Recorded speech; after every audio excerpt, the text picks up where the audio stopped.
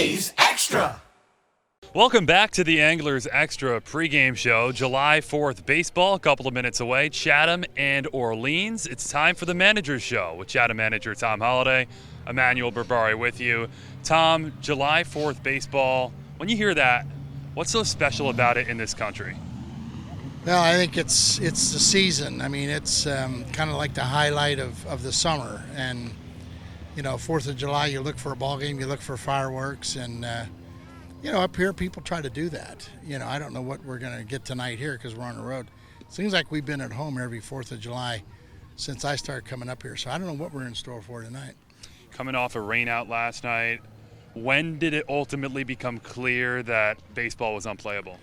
Well, when the balls that we were hitting into the outfield after BP we had water streaks coming off the balls. So, that's like you're going to pick one up and throw it away. I mean, the infield held up pretty good. But more importantly, we actually hit it on the nose. We got our BP in.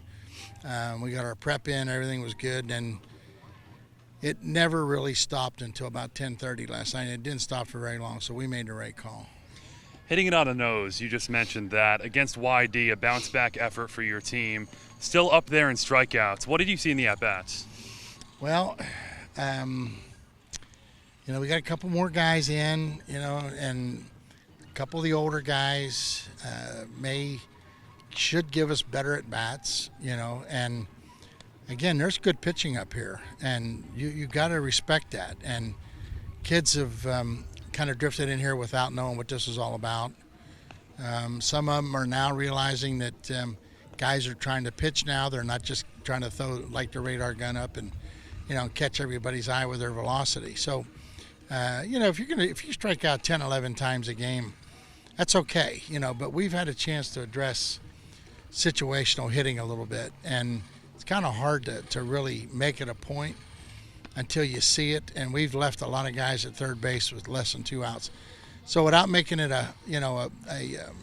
such a talking point that it becomes, fearful, we've gone to shorten up some strokes. We've got guys make adjustments, and I think the last 3 days, our batting practice, the early BP into the regular BP, has been outstanding. Now, you got to worry about guys swinging the bat too much, and then it's starting to feel like a log, when playing every day, because you get a rain out like yesterday. That's an unknown day off. We didn't know that was going to happen, and I worry about bats getting heavy because I don't have that many guys on the bench.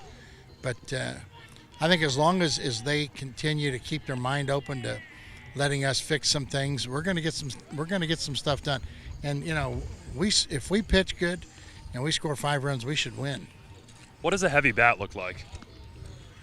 Well, guys start dragging, and they get a fastball they think they trigger, and they're fouling it off, and they're late. And you just kind of feel for it. You see guys, they start to drag, and you do have to bench everybody. And I say bench, I mean give everybody a day off. You got to pick days. We got like 4 outfielders right now. Everybody's going to get a day off every 4th day. That's all there is to it. And same thing now, we actually got a DH. We got 2 catchers that are both, guys that can go back there and catch and hit. It's like we're getting a little bit more rounded off with our guys. And I think as soon as this draft hits, we're going to be able to settle in, maybe give pitchers a little bit more work on the mound. But the heavy bat thing is just something I have to just maybe, keep an eye out for. And, of course, I talk to Mick every day about it, and he likes to do early work, and early work's good. That's where you get a chance to teach them something. But you got to be careful. Early work, then BP, then a game. Things can get heavy. You made mention of the Major League Baseball draft. It's only a week away. Austin Vernon takes the ball tonight. You've had the opportunity to mentor him for 3 years, and now there's potentially his final Cape League start.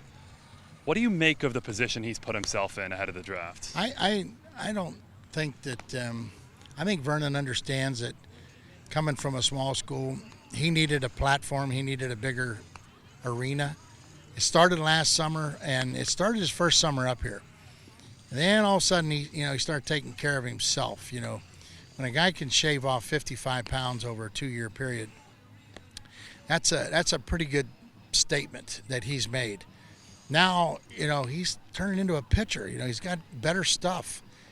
And you hope that people have paid attention to that because of the price he's paid. But more importantly, he feels good about himself. And I think we'll get him right up until the minute he signs, because he's got a little pride in himself right now. I don't think on the 11th, if he doesn't go on the 11th and he goes on the middle day on the 12th, I don't think he's just going to take a candy bar and a glass of iced tea and run with it.